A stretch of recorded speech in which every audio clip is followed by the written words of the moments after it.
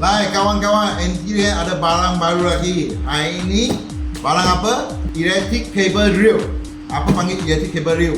Maksudnya extension wire lah. 3-core extension wire. Dia boleh otomatis simpan dalam reel. So anda tak payah pergi gulung-gulung lagi, susah. Ini bentuk dia lah. Ada 3 plug, okay? 3-core, main plug kepala 13A1 dengan body 1. Reel anti-rain dia ada siap kasih satu bracket untuk ikat dengan dinding. Nak melintang boleh, nak tegak boleh. Holder ada. Lepas tu bracket dah pasang siap, masuk dengan holder saja. So anda boleh senangkan feeder, cai dengan buka. Cai atau pasang. Reel ini dia ada 14 meter kabel dengan semeter kabel masuk plug. So total panjang 15 meter.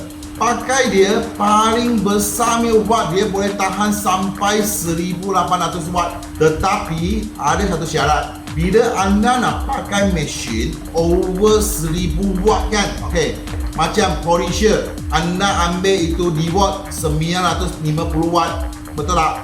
Tapi nak tambah satu kipas mungkin 300 watt. So masuklah 1002, betul tak? 1002 tu anda terpaksa nak tarik kabel sampai habis baru boleh pakai. Kenapa?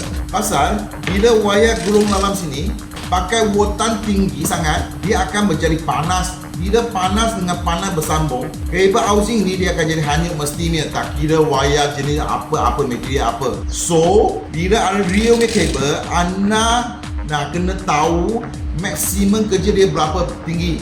Macam anti-rain ni paling tinggi 1800 watt. Tetapi syarat satu, anda nak pakai over 1000 watt, anda nak kena tarik habis dulu kabel dia.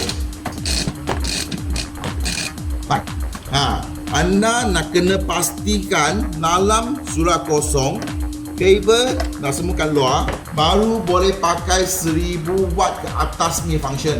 Kalau macam hanya 2 biji kipas, 2 biji police light, okay, bawah 900, bawah 500, tak payah tarik habis kabel. Tapi over 1000 mesti kena. So safety kan sendiri.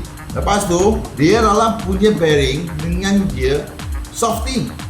Tengok lepas tak ada bunyi kak macam kacang gitu macam. Dia semata-semata ni, tengok. Lepas tu tekanan pun kuat. Dia simpan time banyak laju. Ada sebiji bola untuk tahan dia tak masuk sampai habis. Bola ini anda boleh adjust lah berapa balance nak keluar. Anda tak nak panjang sangat macam ni, anda boleh adjust bola sini sampai sini. Macam mana adjust bola? Lain. Anda boleh tengok bola dalam ni dia ada 2 biji skru berbunga. Maksudnya dia ada bentuk positifnya skru kiri dengan kanan. Hanya longgarkan saja dah boleh adjust bola ini sampai pergi depan. Inilah NT-rain punya electric cable reel. So sesiapa berminat boleh kontak dengan NT-rain atau datang ke NT-rain ke area Kelong. Thank you, kita jumpa next video.